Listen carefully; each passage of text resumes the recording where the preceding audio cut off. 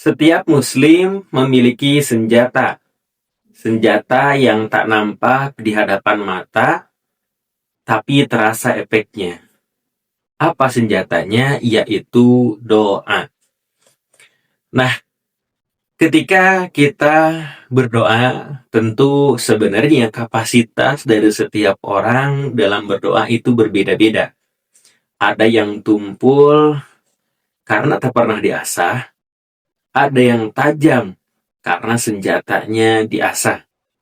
Selayaknya ketika itu Sa'ad bin Abi Waqqas yang doanya selalu diijabah oleh Allah Subhanahu wa taala, sebenarnya bukan tanpa alasan.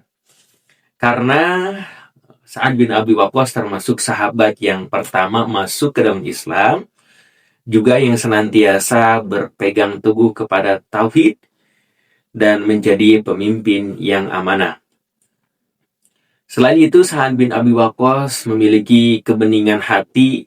Dalam dirinya tidak ada sikap jahat, tidak ada iri, dengki, sehingga ketika itu didoakan oleh Rasulullah SAW dalam hadis riwayat Al-Hakim, "Ya Allah, tepatkanlah lemparan panahnya."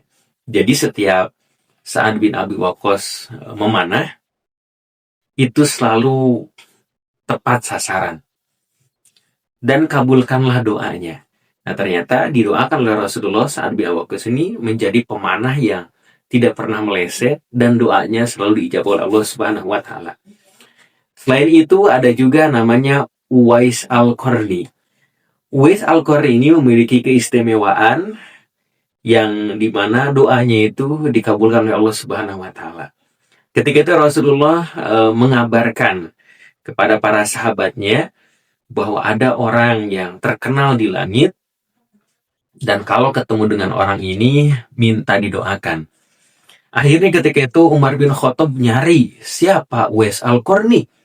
Maka ternyata Uwais Al-Qarni adalah orang yang berbakti kepada ibunya, meskipun tidak memiliki harta atau fakir, maka bagaimana derajatnya di langit begitu luar biasa, mendapatkan kemuliaan, walaupun mungkin di dunia tidak memiliki banyak harta.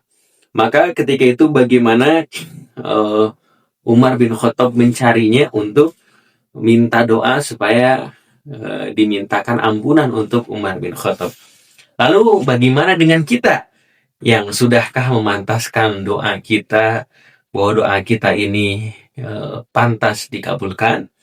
Dan bagaimana ketika kita mungkin mengeluh, merasa bahwa doa ini akan dijabah oleh Allah Subhanahu wa taala, tapi ternyata tidak kunjung diijabah karena amalan kita terbatas, karena sadar bahwa doa kita tumpul dengan dosa dan maksiat. Sehingga perlu bagaimana doa ini diasah supaya senantiasa doa ini dijabah oleh Allah Subhanahu wa taala.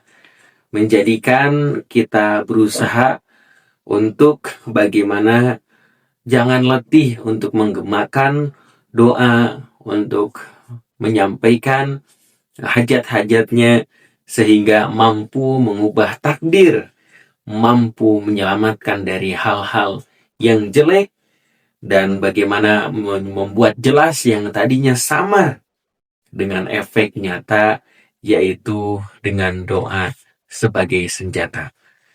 Maka ketika terasah doanya, maka doa itu akan selalu terjawab, walau mungkin terkadang tidak sesuai dengan permintaan, tapi selalu balasannya, jawabannya terbaik. Entah diganti dengan yang lebih baik, entah digugurkan semua dosa, entah dijauhkan dari mara bahaya, atau disimpan untuk amal kebaikan di suatu hari nanti. Maka untuk itu kita jauhi maksiat, untuk itu jauhi bagaimana dosa, dan sehingga bagaimana menjauhkan daripada mara bahaya dan menjadikan doa-doanya dijabah oleh Allah Subhanahu wa taala. Jikalau ayah bunda memiliki hajat dan doa atau memiliki tanggapan seputar inspirasi kali ini, boleh ditulis di kolom komentar. Jikalau suka, Bisa di-like, share, dan subscribe. Barakallahu fikum. Oh iya, kami punya program Safari Dakwah bagi Anda yang memiliki masjid, majlis taklim, sekolah, dan lain sebagainya, berkesempatan untuk mengadakan kegiatan parenting, kajian Islam, seminar, dan lain sebagainya. Dan juga kami memiliki produk buku-buku terbaik seputar parenting Islami dan juga kelas online tiap bulannya. Ayo Bunda segera dapatkan, hubungi admin.